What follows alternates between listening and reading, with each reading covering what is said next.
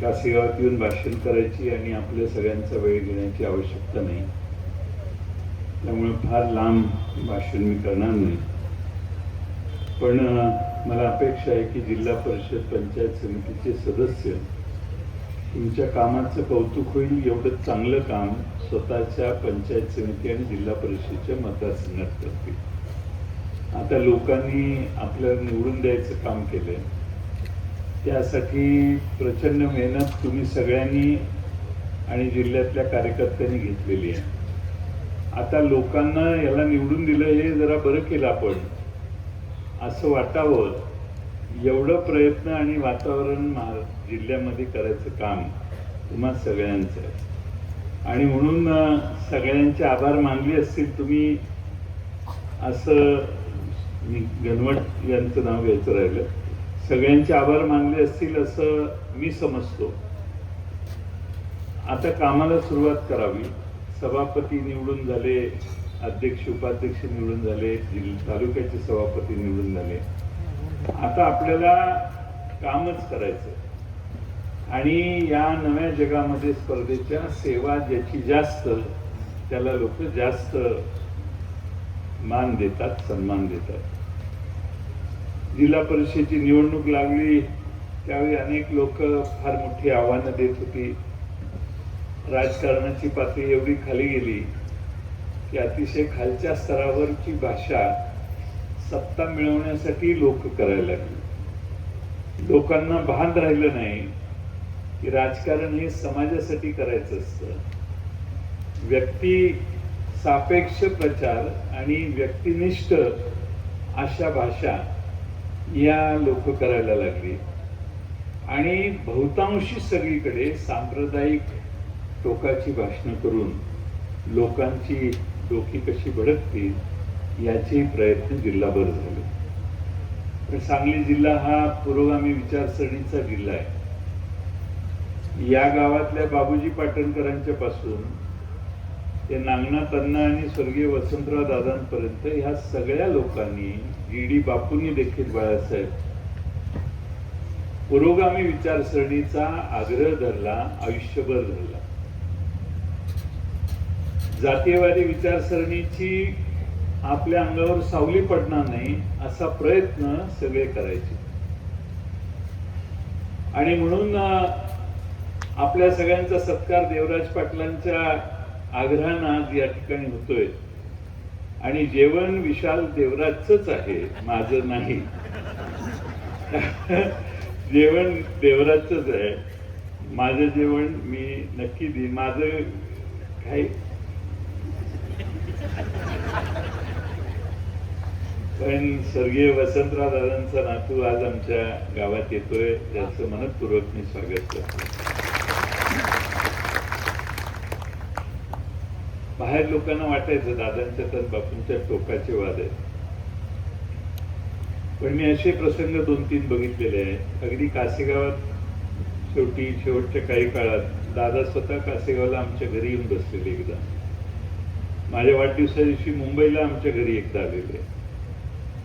आणि दादा मुख्यमंत्री असताना मी कधी भेटायला गेलो, यशवंत थप्पे अजून आहेत मला वाटतं, जरा आर्थिकदृष्ट्या शारीरिकदृष्ट्या संकटात आहेत. कधी मला मुख्यमंत्री असताना, राज्यपाल असताना मला दादांच्याकडे जाताना कुठलं दार थांबलं, बाहेर थांबा वगैरे अशी कधी भाषा. दादांनी मला एक्सप्रेस पास काढून, जसं थ्रू पास असतो ना तसा थ्रू पास होता माझ्याकडे दादा. आणि त्यामुळं त्यांचे नातू आज आमच्या गावात येत आहेत आणि त्यांच्या उपस्थितीत हा कार्यक्रम व्हावा म्हणून काल परवापर्यंत त्यांचा मूड जरा वेगळा वाटला मला. तर मी मग शेवटी त्यांना दम दिला, म्हणजे यायला लागतंय म्हटलं, काही गडबड करायची नाही, काही झालं तरी यायला पाहिजे. कार्यक्रमाला गैरहजर राहता येणार नाही. आणि मला आनंद आहे की विश्वजित कदम साहेब, आमचे विशाल दादा, नाईक साहेब, विक्रमसिंह, विक्रमदादा सावंत, मनोज बाबा, बहिणीच्या गावात मनोज बाबा, मला वाटतं तुम्ही भाषण करा म्हणून मी फार प्रयत्न केला. माझा ऐकत नाही म्हटल्यावर विशालचा काय वशिला लागतोय का बघितलं. पण प्रचंड मोठ्या प्रमाणात तुम्हा सर्वांचं स्वागत कासेगावकरांनी आज केलं. जिल्हा परिषदेच्या सगळ्या सदस्यांचं स्वागत केलं. मला विश्वास आहे की जिल्हा परिषद ही या जिल्ह्याच्या थोर वारशाप्रमाणे आपण सगळे चालवाल. क्रांतिसिंह नाना पाटलांचा आपल्याकडे वारसा आहे, कर्मवीर भाऊराव अण्णांचा वारसा आहे, वसंतराव दादांचा आहे, बापूंचा आहे, गुलाबराव पाटलांचा आहे, नागनाथ अण्णांचा आहे, लोकशाहीर अण्णाभाऊ साठे इथं शेजारच्या गावात वाटेगावला त्यांचा वारसा आहे. आणि या सगळ्यांनी जवळपास ब्रिटिशांच्या विरोधी आवाज उठवण्याचं काम त्यांच्या आयुष्यात वेगळ्या पद्धतीने केलं. आणि म्हणून स्वाभिमान असणारा महाराष्ट्रातला सांगली जिल्हा आहे. वेगळ्या मार्गानं ज्याचा उल्लेख विशालदादांनी केला, कुणी तंचू प्रवेश करत असेल तर आम्ही सगळ्यांनी एक झालं पाहिजे एवढं शहाणपण आमच्या या पूर्वजांनी आम्हा सगळ्यांना दिलं. याबद्दल पूर्वजांचे आभार मानतो.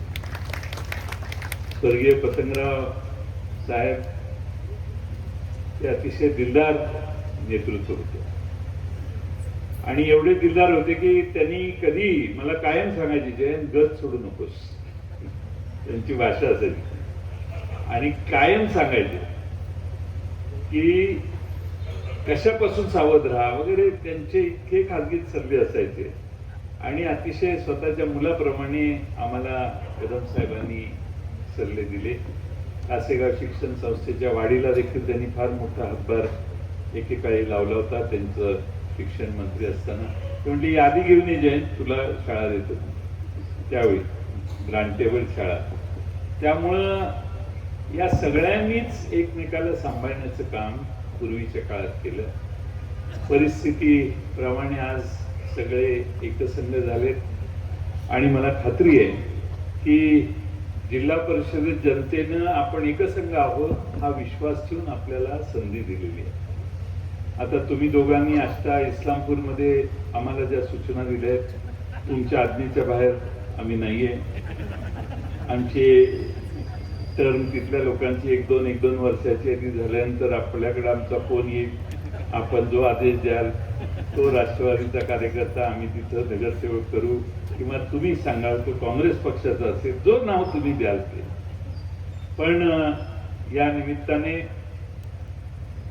सांगली जिल्हा हा आणि पश्चिम महाराष्ट्र सहकाराची पंढरी आहे. अलीकडचा एक कायदा सहकार चळवळीच्या संदर्भातला सरकारने आणला, तो सहकाराची गळचेपी करण्याचा कायदा आहे. तुमच्या बोर्डावरच्या जागा आमच्या भरल्या गेल्या नाहीत तर सरकार भरणार. तुमच्या बोर्डावरच्या जागा जर मोकळ्या झाल्या काही कारणानं तर त्यासाठी सरकारचा अधिकारी येऊन मिटिंग घेऊन त्याच्यावर निर्णय करणार. असा सगळाच वेगळा आहे. तर सांगली मार्केट कमिटी, स्वर्गीय वसंतराव दादांनी स्थापन केलेली मार्केट कमिटी परवा बरखास्त केली. त्या कोर्टात गेल्यावर कोर्टाने शेवटच्या टोकाची भाषा बोलली, कसं काय अशी तुम्ही हे करता.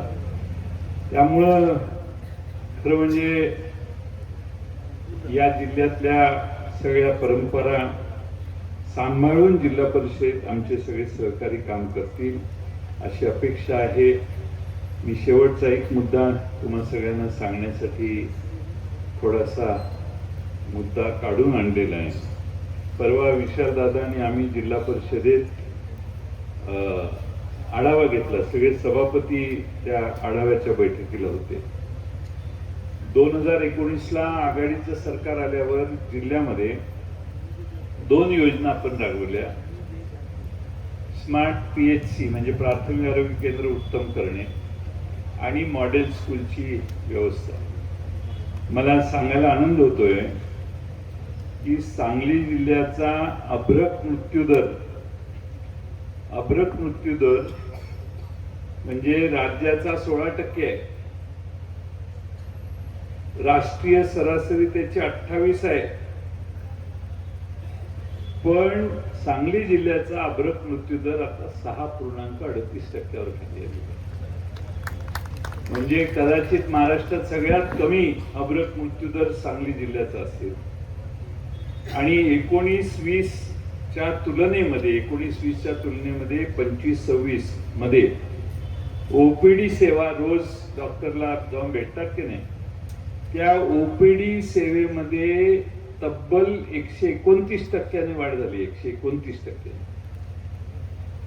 म्हणजे 19-20ला 18,35,000 लोक रुग्णसेवा घेत होते, ओपीडीत गेले.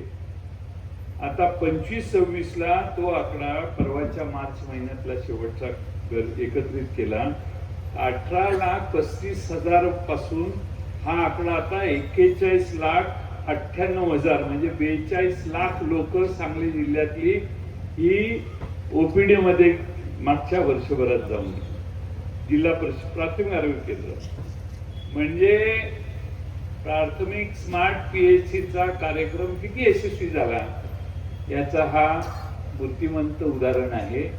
आणि ज्या प्राथमिक आरोग्य केंद्राकडे जाणं फार लोकांना महत्वाचं वाटत नव्हतं किंवा खाजगीकडे जाण्याचा प्रथा फार मोठी होती, ती आकडा 18 लाख वरून आता 42 लाखावर गेला. ही स्मार्ट पीएचसी योजनेचं यश आहे असं म्हटलं तर अवघड ठरणार नाही. ते स्मार्ट पीएचसीची योजना आपण सगळ्यांनी, आपलं सरकार विश्वजित कदम साहेब असताना आणली. ही लोकसंख्या वाढीचा आकडा नाही आहे, हा ओपीडीत गेलेल्या लोकसंख्येचा आकडा आहे. आणि मला खात्री आहे की पुढच्या एका वर्षात हा आकडा 50 लाखाच्या वर देखील जाईल. जिल्हा आरोग्य अधिकारी जे आहेत 23-24ला मूल्यांकन झालं, ते जिल्हा आरोग्य अधिकारी मूल्यांकन निर्देशांकात सांगली जिल्ह्याचा महाराष्ट्रामध्ये दुसरा क्रमांक आला. ते 23-24ला मला खात्री आहे 24-25, 25-26 ज्यावेळी आकडे निघतील त्यावेळी दुसरा नंबर पहिल्या नंबरला मिळाल्याशिवाय राहणार नाही. पहिला नंबर देखील आपल्याला मिळाला. आणि हे कशामुळे शक्य झालं? 19-20 नंतर प्राथमिक आरोग्य केंद्र सुधारण्याचं जे धोरण आपण घेतलं त्यामुळे जिल्ह्यातल्या सामान्य जनतेचा फार मोठा फायदा झाला. त्या आकडेवारी कसली तरी काढली होती, कितीतरी कोटी रुपये. सभापती कोण आहेत आरोग्याचे? अजून ठरलं नाही. कितीतरी कोटी रुपये हे जनतेचे वाचले असा आकडा त्या दिवशी सांगितलं. दुसरा प्रश्न प्राथमिक आरोग्य केंद्राच्या बरोबर मॉडेल स्कूलचा आहे. आणि मॉडेल स्कूलमध्ये देखील प्रचंड मोठ्या प्रमाणात, माझ्याकडे ती आकडेवारी नाही पण प्रचंड मोठ्या प्रमाणात लोकांचे प्रवेश देखील वाढले. आणि म्हणून काम चांगलं करणं, जिल्हा परिषदेच्या माध्यमातून हे 2 कार्यक्रम तर चांगले करायचेच आहेत, पण जिल्हा परिषद उत्तम चालवावी, जिल्हा परिषदेचा कारभार पारदर्शी व्हावा आणि लोकांनी नाव कडून पुढच्या वेळी काँग्रेस, राष्ट्रवादी काँग्रेसच्याच लोकांना निवडून दिलं पाहिजे, ही भावना लोकांच्यात निर्माण करण्याचं काम हे सगळ्या सभापती आणि सदस्यांनी करावं एवढी विनंती मी या निमित्तानं करतो.